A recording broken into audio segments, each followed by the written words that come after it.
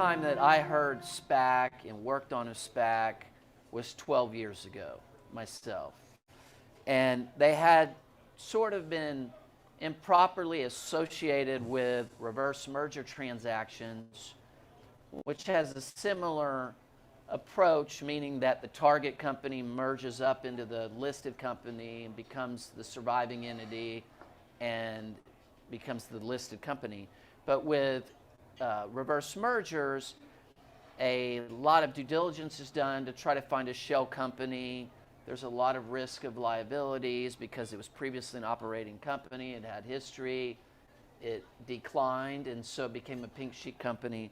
The SPAC is a newly created entity. It has no assets, and it really has no liabilities other than some of the professional costs that it incurs in the process. But to give you a perspective on this exponential growth, in 2003, there was only one SPAC IPO in the United States. Last year, we had 613. And so, you know, we went from 1 in 2003 to 46 in 2018 and 59 in 2019. 2020 is known as the year of the SPAC. And just out of curiosity, I know we have one that participated in a SPAC, but how many of you have ever heard of a SPAC? Is this, so this is something that you're hearing about. Okay. Again, there were 613 SPAC IPOs last year. And as you know, an IPO is a significant event. It's just as much cost. It's just as much work. It's all of the accounting responsibilities, reporting. You become a publicly traded company, so there are two transactions: the initial public offering and the acquisition of the target entity.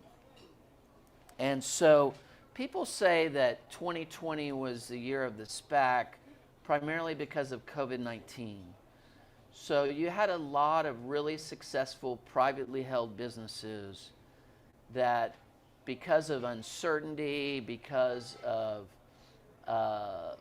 uncertainty in their business, uncertainty in the capital markets, uncertainty in just about everything that was happening, whether their physical locations could be open, what if they were in retail, how did all of the COVID-19 impact their business. So most of those companies shied away from doing a traditional underwritten IPO where you have investment banks that make a market and they manage the stock and the stock pricing post IPO. And so the idea of a SPAC became quite popular because individuals were going out and raising the funds prior to the acquisition, much in the same way that they would raise money for a private equity fund. So you had big name private equity individuals that would go out and raise $700 or several $100 million of dry powder that they had for an acquisition. And this pushed valuations up. You had a lot of money in SPACs chasing a few good deals. So in 2021, SPACs in the U.S. raised in the initial public offerings $145 billion. That's a lot of money. I'm a liberal arts major, but that's a lot of money. $145 billion. And 2020 was the year of the SPAC, but 2021, the money raised increased by 91% over 2020. So it's hugely significant. And because of SPACs and the way that they operate,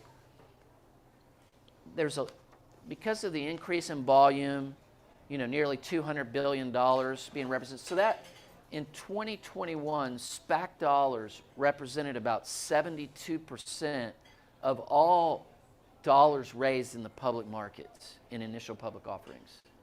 So this has completely turned upside down the notion of, the next Google going public or the next, whatever it is. These are M&A deals that are going public. And so, because of that, there's not an operating history of the SPAC. And because of that, there's there's less audit, there's less operational history.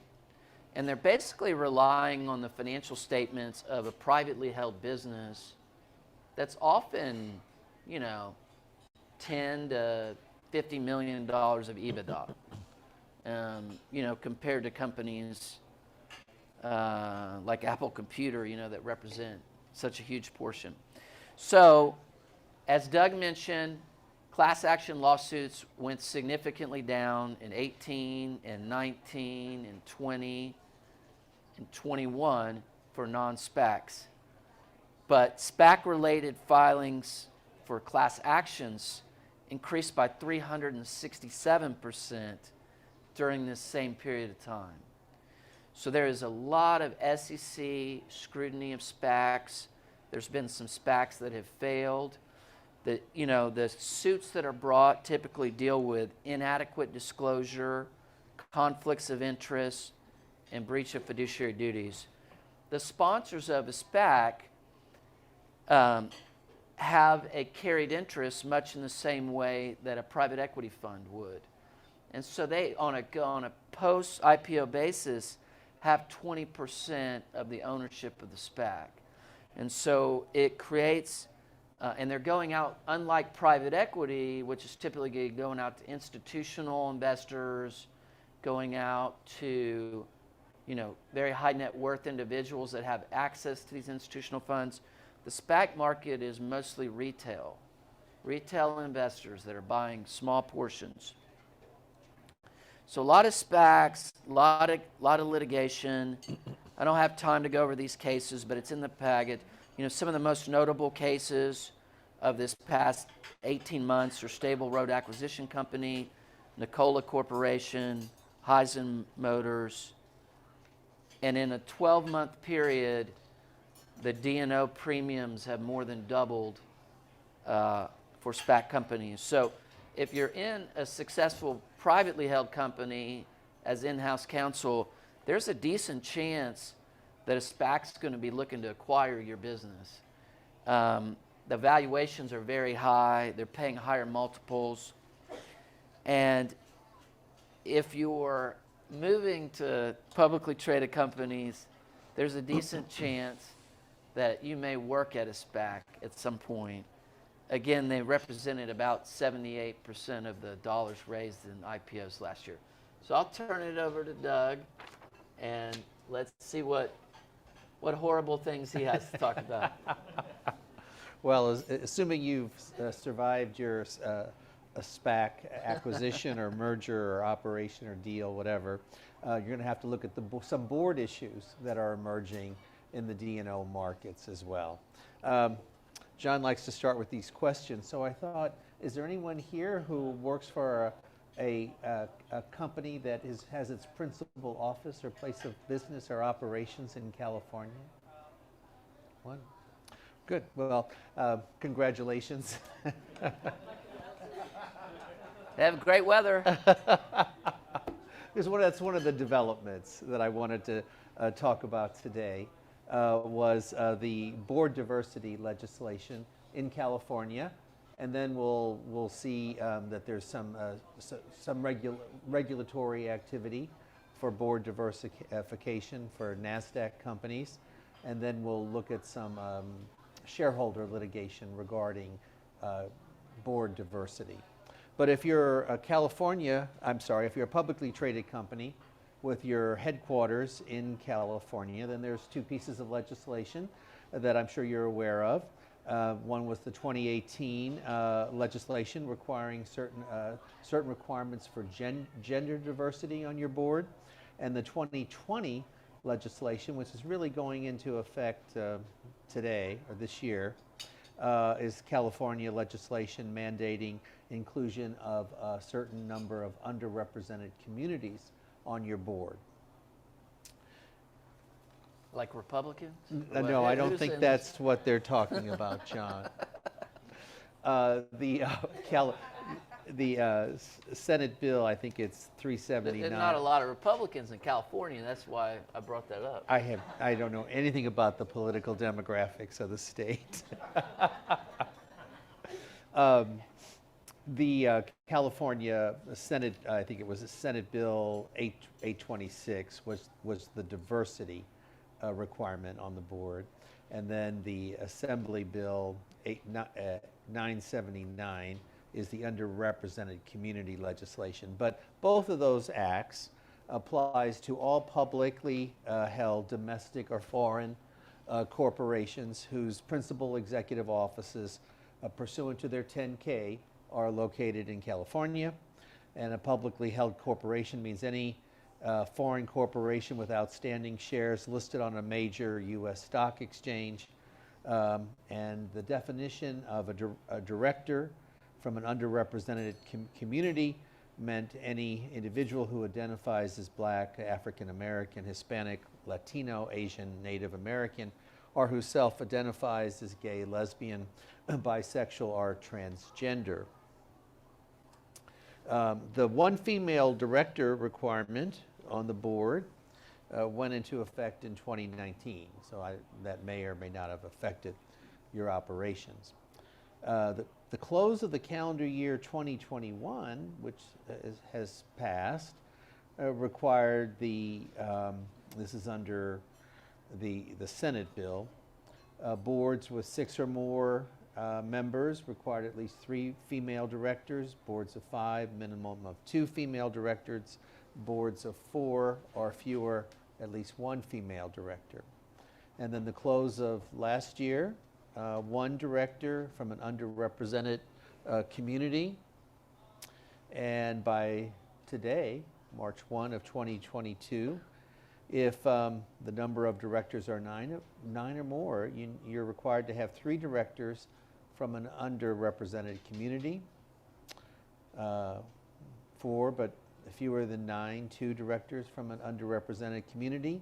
And if fewer than 4 directors, 1 director from an underrepresented community. So those are pretty stringent requirements and certainly could be impactful depending on your board makeup.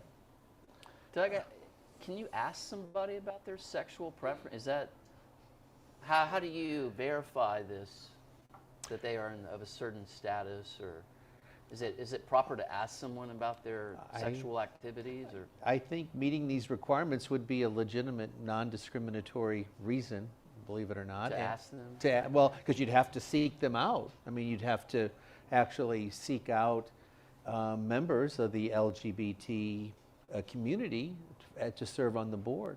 So it would be a targeted recruitment effort based on a legitimate purpose, increasing board diversity. Right, but otherwise in the employment context, you couldn't ask those questions, could you? No, generally, it's not that there's not a law that often comes up in the employment context. There's no law against asking a question that goes to someone's race, gender, age. But my old boss used to say it may not be a good idea because, if someone's going to accuse you of discrimination, if the subject never came up, you're in a better position. Or the best defense to a discrimination suit is, I didn't know that character. I didn't know you were disabled. But there is no there's no regulatory prohibition against inquiring into protected characteristics. But here, this is a law that requires you to seek out a protected characteristic. So I think you'd have to ask, especially if you were trying to recruit the underrepresented community, if the characteristic wasn't apparent. Because as the Act says, these are people who self-identify as gay, lesbian, bisexual, or transgender. Can you talk about the racial requirement? I don't know if we could go back. Sure. Well, the definition. I'm sorry, that is back, yeah. Yes, Black, African American. Self-identify as a race. It does say that. Well, we've had cases about that, Someone can be, and I'm not a sociologist, so I want to be careful, but I think someone could self-identify as Native American, and it may not there could be an issue. I think Senator Warren's had an issue on this subject. I think you're right.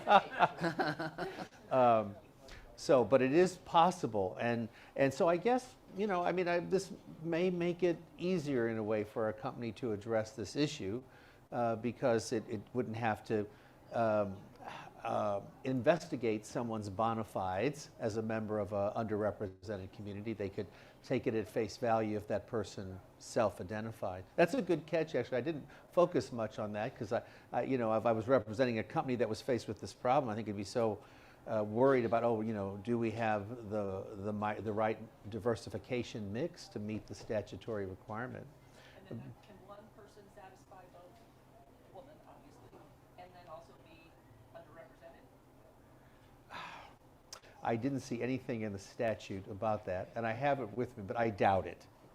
But on that last slide with the penalties, which are steep, the Secretary of State has not enacted any legislation or guidelines, yes, and I assume that might be, but I doubt you're going to get 2 for 1.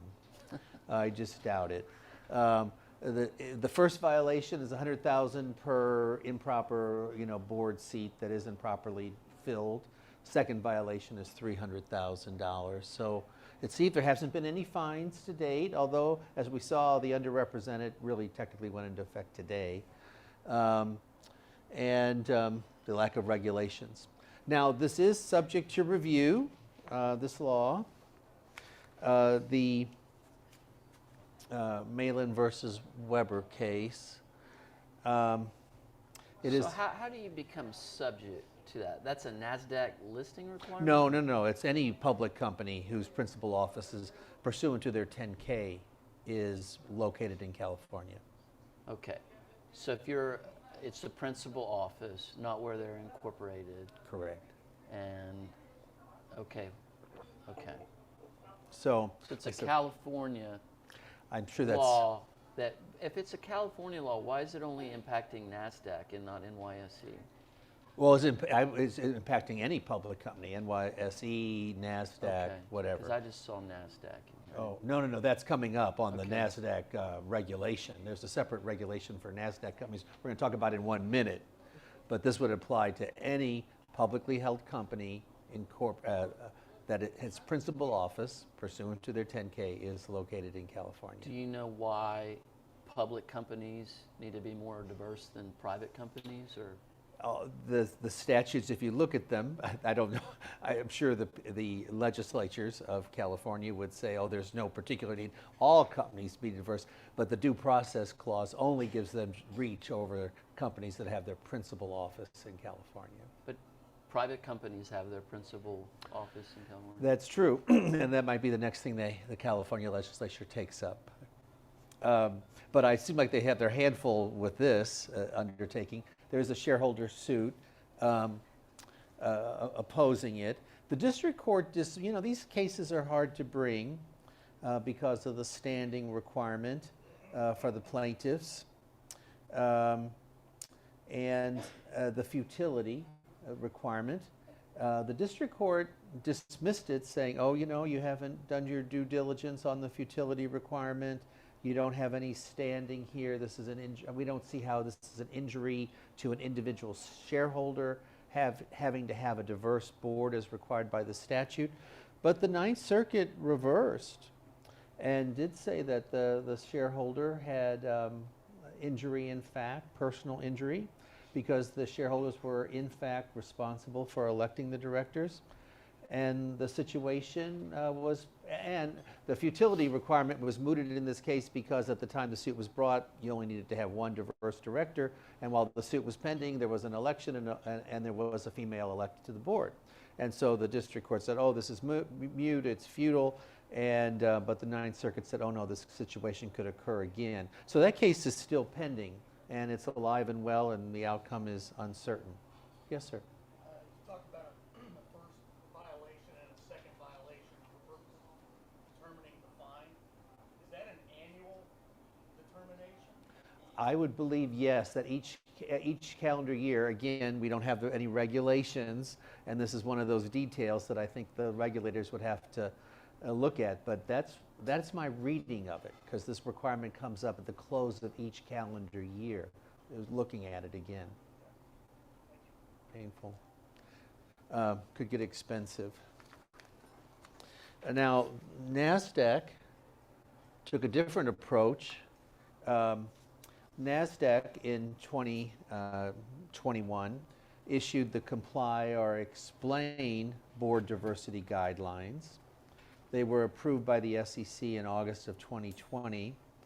Under these guidelines, every NASDAQ-listed company must, according to the certain timetables, have or explain why it doesn't have at least 2 board members that are diverse, including one diverse board member who self-identifies as female, and one diverse director who self-identifies as a member of an underrepresented community.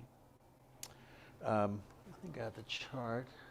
The rule is not a mandate, so you don't have to diversify your board.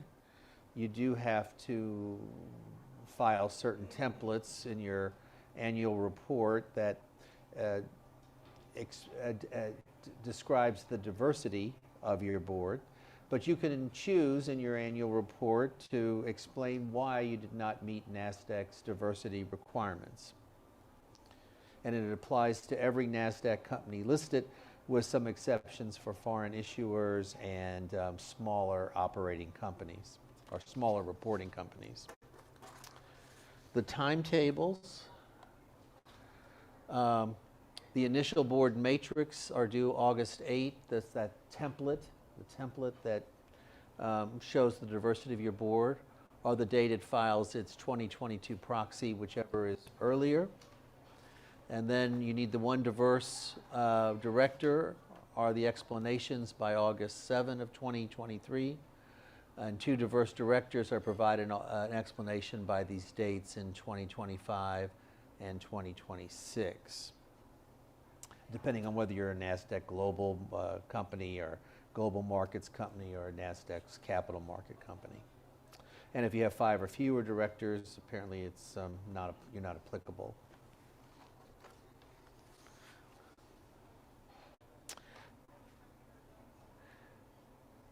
There is a challenge to this right here in the Fifth Circuit. The Alliance for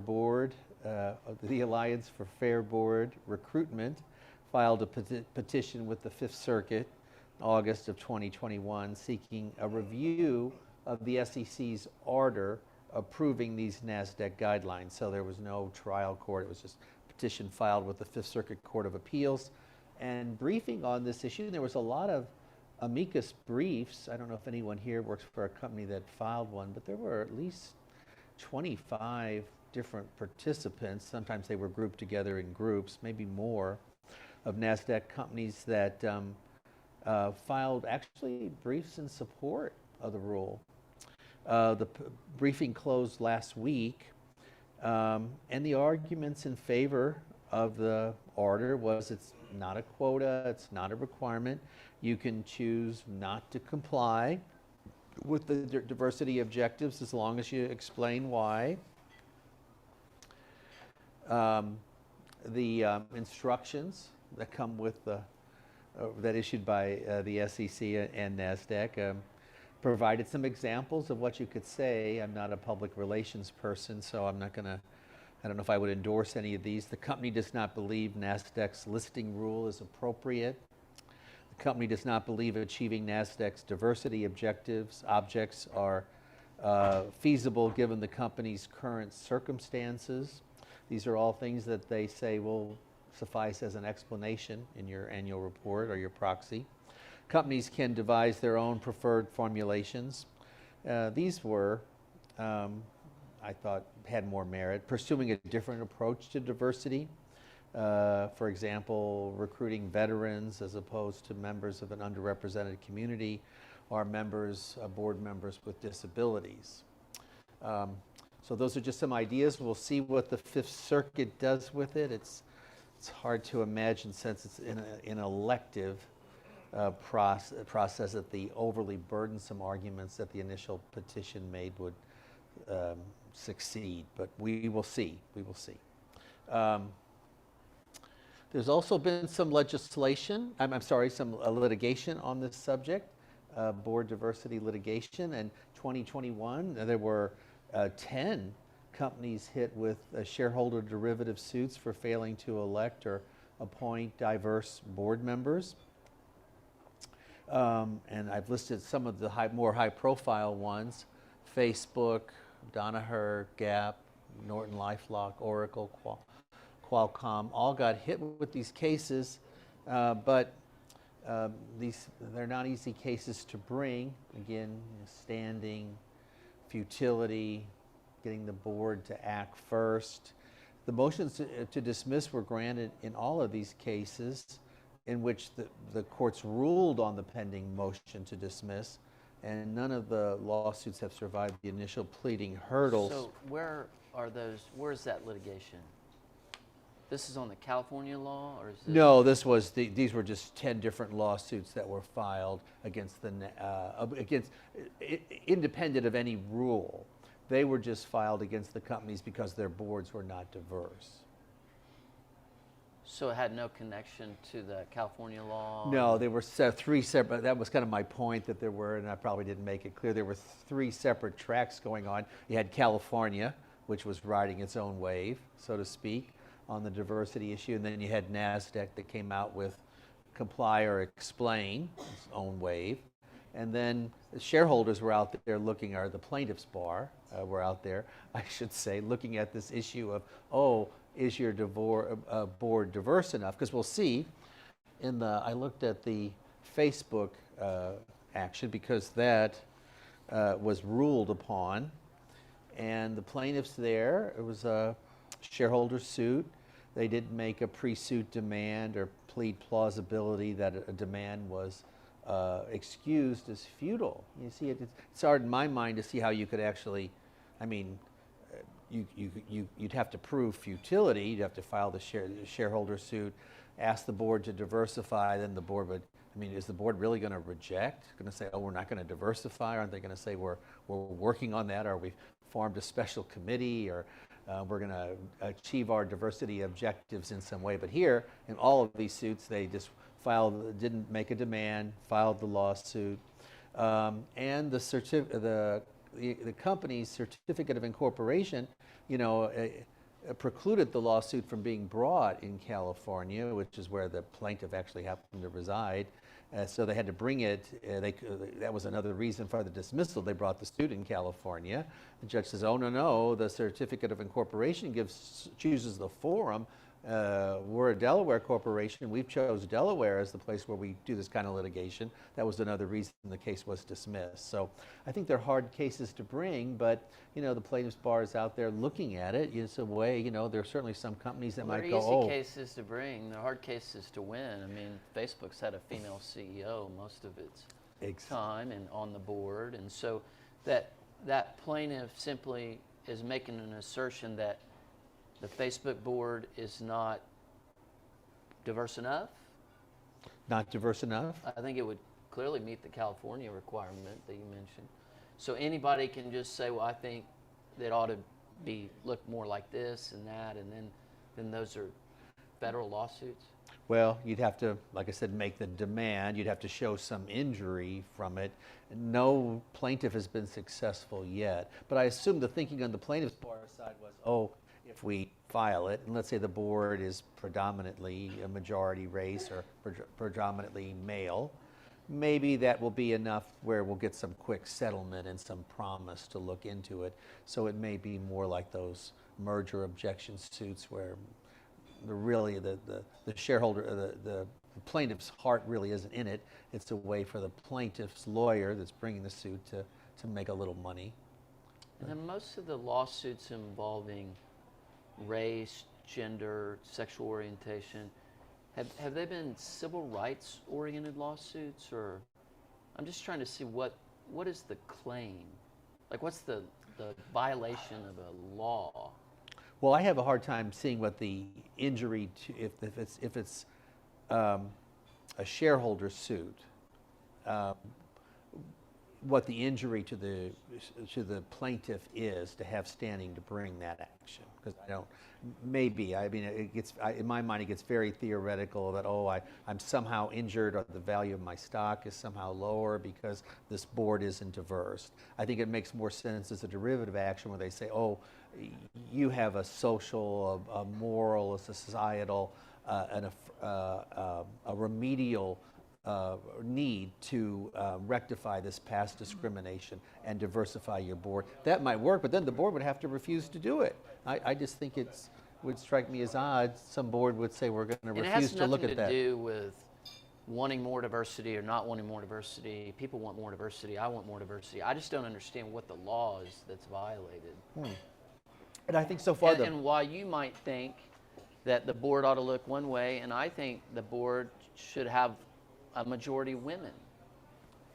And so what is the law? I really think that's why those cases haven't succeeded. And all, where 10 were filed, and the 6 that where the judge has gotten to the motion to dismiss have sort of kind of agreed with you that you can first ask the board to look at this issue. And another thing we'll see in one of these upcoming cases is the shareholder can do, if it's a Delaware corporation, I think it's Section 220, the shareholder can request documents. You could, before you got to that lawsuit, you could send this document request and say, give us some documents, explain why your board is all male. Tell us who the candidates were, what the applicant pool was, how were these people selected, what are their qualifications. If you were truly interested in the board diversity, I think there's a few steps you could go through first before you filed that that lawsuit that would get a lot of notoriety and maybe some legal press. Can I ask a question? Yes, ma'am. Do you think it changes a little bit depending on what the company's public-facing statements are? So if the company in its proxy or its 10K or CEO is making all these statements about how it values diversity, et cetera, et cetera, et cetera, but then the board does not look at, the two don't match. Yes. Do you think that gets into a more That's a great, yes, from a plaintiff's bar perspective, that could open the door to that, because that would give you the opening for the 14A claim, the derivative claim, to say, look, all your materials, your proxy statement, you talk that we value all this diversity, but the board doesn't. That could be the point of the derivative suit. So, board, you must change this fact because you're out of compliance with your own public representations, and that could also lead to the shareholder suit on the misrepresentation in connection with the sale or securities of stock, if it really could find some economic value. Isn't it the shareholders themselves that elect the directors? That's why back in the other case we looked at, the court said, yeah, the shareholders have some standing to bring lawsuits on these issues. Well, they also have the authority to remove directors, to appoint directors. So very unusual in a publicly traded company would the existing board appoint a new board member. It would be the shareholders. Some Right. cases of a vacancy temporarily, The nominees. but it's not the board that picks the board. Correct. Yeah. No. But somehow the candidates that are being put up for election are arriving at that They're spot. put up by the shareholders. So, in any event, on that topic, I think the takeaway, and this is what the commentators are saying, for a well-advised board diversity is a board-level issue. True or false? I think this is what I think, which is not the law, obviously. I think boards should be more diverse, and I think they should strive to find the best people, and that would include becoming more diverse. But it's the stockholders that elect the board. Okay. Well, we're going to keep our eye. I'm going to keep my eye on this topic and follow these cases and see if somebody can get past the judge. So far, they haven't, and I think that the judges have agreed with you on that, John, not the plaintiff's bar. Another area of D&O litigation has been claims filed against companies whose boards are alleged to have permitted or ignored an atmosphere of sexual misconduct or harassment. Or, and to someone's point a few minutes ago, where the company has misrepresented to investors measures taken to prevent or respond to misconduct. And that gets you a little bit closer to that viable securities claim. There were a couple of lawsuits this year that were high profile, not so much because of the legal principles that emerged from them. They just got a lot of Wall Street Journal kind of press. One was the L Brands or Victoria's Secret shareholder litigation, and this was actually, I thought, very clever. This was someone who thought and believed, and perhaps rightfully so based on the allegations, that there was a lot of sexual misconduct, sexual harassment that went unremediated at Victoria's Secret or L Brands. And so, but instead of bringing the derivative suit or the shareholder suit, demanding the board take action, try to gain leverage that way through the public embarrassment, they sort of made it look like they were really going to go out and investigate this. So they filed in the right jurisdiction. L Brands was a Delaware corporation. They filed in Delaware. They filed a Section 220 request for documents. They said, I want to know what kind of information the board is getting. I need all this information about the claims of sexual harassment. Have they been settled? Have they been resolved? Have they been litigated? Has the board been informed? What kind of information is the board getting? And what is the board doing in response to this? And the allegations were that the senior management permitted a hostile work environment. Women were routinely demeaned or disadvantaged in terms of pay and work opportunities.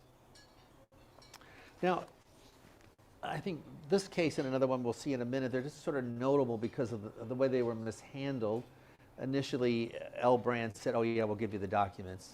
And then I don't know, something strange happened on the way to the forum. They said, no, we're not going to give you the documents, and and then started to put up a defense. And it really went on. They were delayed it for maybe a year and a half or so. But it was getting up, the Chancery judge was getting ready to have a trial on this, actual trial. Prove to me or tell me why these documents shouldn't be produced. Prove to me why you need them. Prove to me why they're not responsive. And L Brands questioned whether the plaintiffs had stated a proper purpose. After L Brands made its reversal on the documents, they created a special committee. That can sometimes work. They said, oh, we got a special committee now that's going to look into all these issues, and your document request, whatever you're doing as an individual shareholder to investigate this is going to interfere with the work of the special committee. And the scope, they complained about the scope of the records request, but on the eve of the trial on whether these records were going to be produced, the case settled. It was a $90 million payment to victims and legal and attorneys for legal fees, and an agreement to adopt a number of remedial measures. And the same thing kind of happened in this gaming company case, Activision. It started with the California Department of Housing and Employment brought a statutory class action against Activision. It seemed like it had a lot of merit. If you look at the reported cases, it was a pretty wild environment at Activision, including the days when they had the cubicle crawl. I won't go into the details about that, but I don't recommend it as an employment lawyer. Its workforce was only about 20% women. Its top leadership exclusively male and white. Women were paid lower, had less opportunities, promoted more slowly, terminated more quickly, and this was a statutory class action brought by the Fair Housing Department. Now that wouldn't have been so bad. That might have been somewhat routine. That happens in life in America. There was a frat boy culture, and it wouldn't have been so bad. The company could have resolved the case with the Department of Housing and Education. But they reacted badly to the complaint. by the Fair Housing Authority, made public statements, said the statutory class was meritless, said the picture painted of the company was completely false. And in response to the company's public statements, 2,000 current and former Activision employees signed a petition saying that the company's response was abhorrent and insulting and completely unacceptable. And this put Activision in a difficult situation. It issued an apology regarding the tone-deaf response, and there was a management shakeup. This, to this lady's point, brought the securities action, which alleged the company's senior management had failed to inform investors about the reality of the workplace environment and the company's, and because of that, it put the company at risk for further regulatory action and the company's reputation as risk as well. And that shareholder, both are still pending and probably not in a good place. The shareholder action is still pending. The Department of Housing and Workplace Safety Environment in California is still pending, and so not a good day at the office for Activision. But it does give you a few takeaways that, you know, these issues of employment cases, workplace environment is something where there should be some gatekeeping at the board level. The board should be aware and should be informed of the company's current policies. Hostile environment, harassment cases, those are cases where, as an employer, to have a valid defense, you must be able to demonstrate to the court that you not only had the policies, but your employees, your workforce, and your supervisors were trained on the policies, how they operate, how to invoke them, and how to remediate. I think these are things that the board could and should be aware of, and there should be a periodic reporting to the board about their status. Got a few minutes here on the So help me understand that. So there's a hostile work environment of some sort, and there is a claim made, a case, petition filed, something like this. And so the company then becomes aware of that, their in-house counsel become aware of that, their board should become aware of it, particularly if it's material. And exactly what is the board supposed to do with respect to its shareholders? Ensure that whatever the company is representing publicly is accurate about its diversity, its compliance with equal opportunity employment laws. I think that would be number one. Number two, to do some basic gatekeeping on, you know, what are our policies, what are our procedures, how many claims do we have, and is there any dangerous trends in these cases that indicate one group of people being disadvantaged or advantaged over another? How do you respect the company's right and obligation to defend itself and to have attorney-client privilege with respect to those claims, and then open up?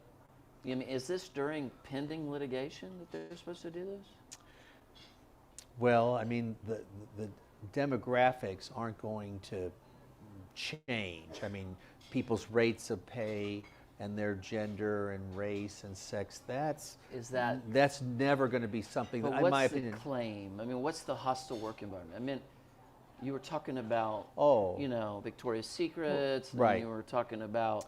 Well, for example, I don't think the board, you know, you're right, I understand the risk. I'm just trying to think, like, if I'm an in-house lawyer, we deal with lawsuits all the time. Right. You know, is there something of a special category that, you know, there's a gender discrimination, or there's a sexual harassment suit, and that, you know, the attorney-client privilege goes away, we need to get some out to all the shareholders, or they're going to file a shareholder suit? I'm just trying to figure out, like, as a lawyer, how do you advise your company client about how to defend itself, what's privileged, what's not? Well, if I was on the board, I would want to know if there were any particular trends, troubling trends in the terms of litigation are EEOC charges. Now that is really not a matter of, it's not a secret. It really should be fairly easily discoverable or a matter of public information.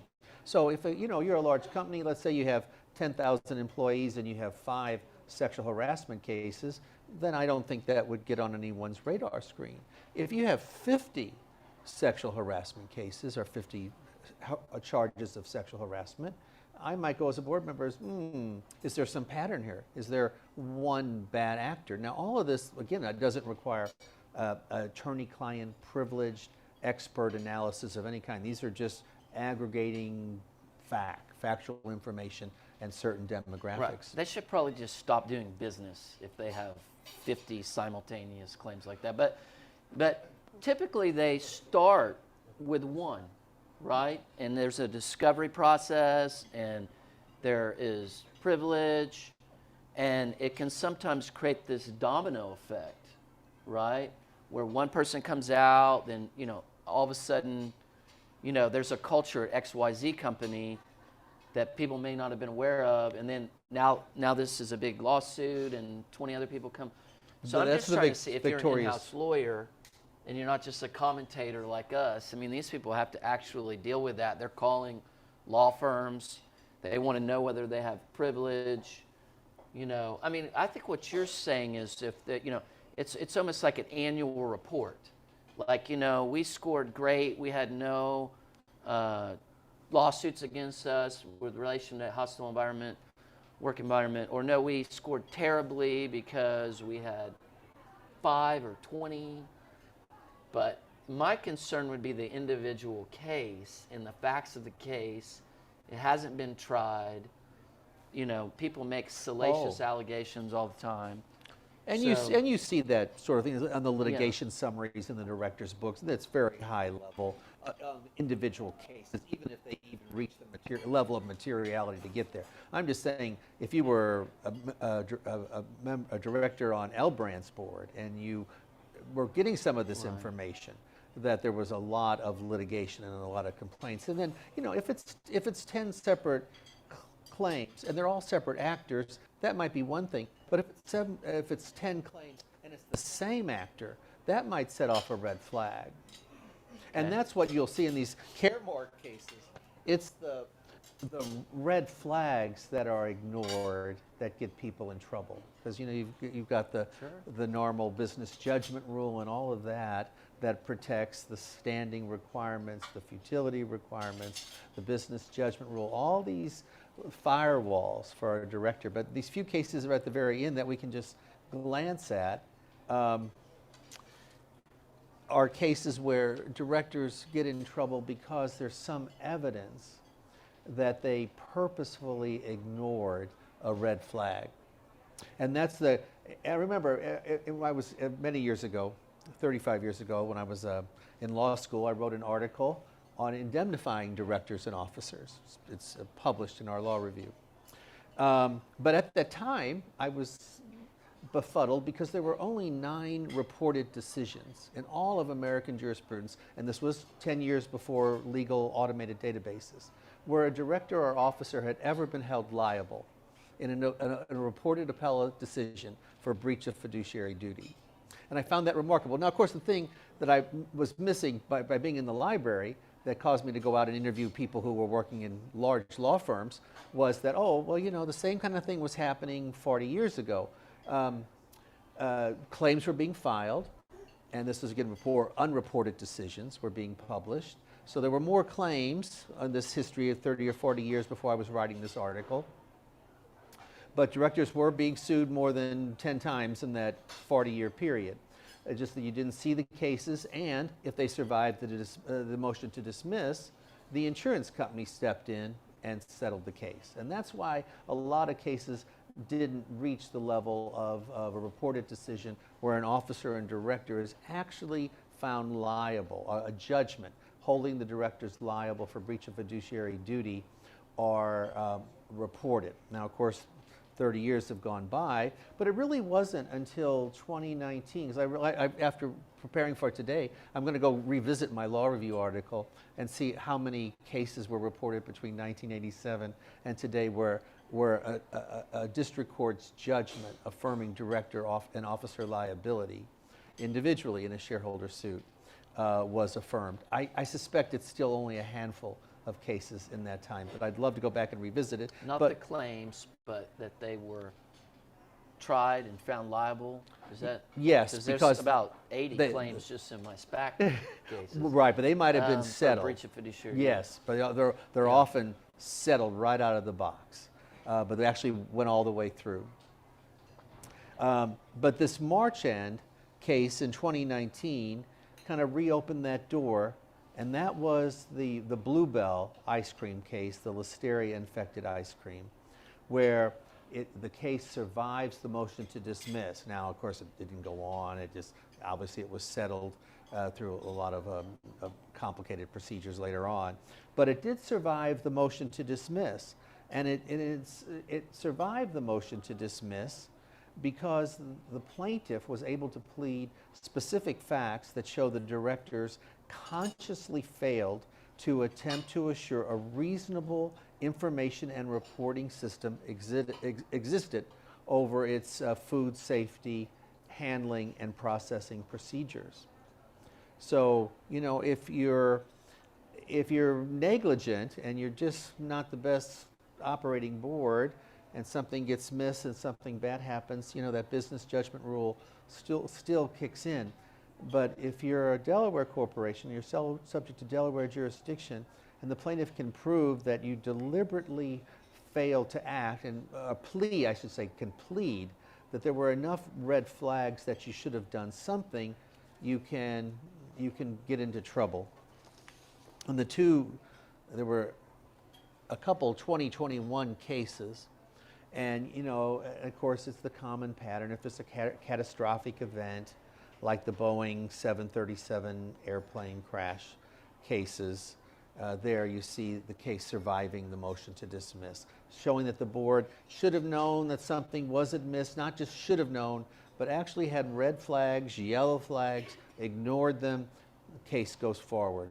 And then you see this also, I thought it was interesting, there were 4 or 5 cases where the board was sued in cybersecurity lawsuits for failing to act. And one of those, only one of the 4 has the judge ruled on, and that was this Sorensen case, but that's Marriott, where about 500 million users' personal data following Marriott's 2016 acquisition of Starwood Hotels and Resorts.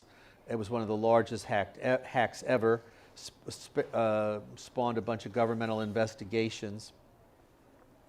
But it didn't survive. Even there, the directors were protected because, again, the plaintiff couldn't identify red flags showing alleged noncompliance with data privacy norms. Hindsight, 50-50 wasn't going to do it. Maybe the board was too slow to enact a plan, but that wasn't enough because that was just mere negligence. But the court reasons the difference between a flawed effort and a deliberate failure to act is one of extent and intent.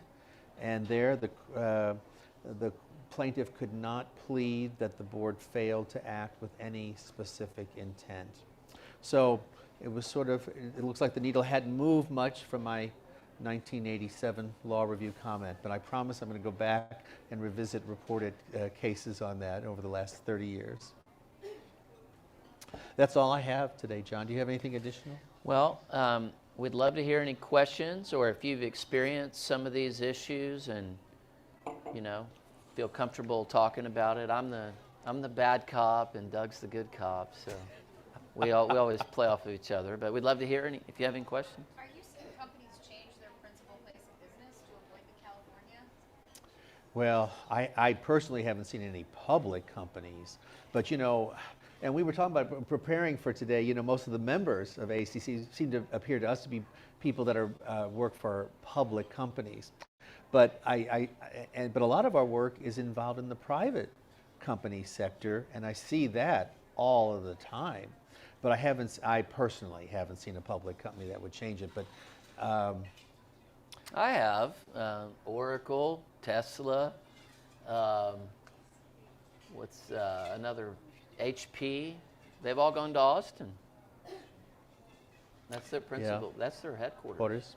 Um, Now, we don't, I mean, Yeah. there might be a myriad of reasons for that. yeah, I'm not saying they came for that. They might have saw it coming. Yeah, on the NASDAQ requirement, what are the consequences if the company decides not to comply or explain? Like, are they removed from NASDAQ? Like, Oh, go ahead, John. So it's a reporting requirement. So, if it played itself out, they could be out of compliance of the listing standards. And I don't know why. I'm not aware of anything like that happening. I think if you just, don't believe it's appropriate, you just say, I don't. There were some examples. I couldn't believe they gave examples in the instructions on, how to explain that you weren't going to comply, but they sure did. Yeah, and there's a huge difference between, public policy and law.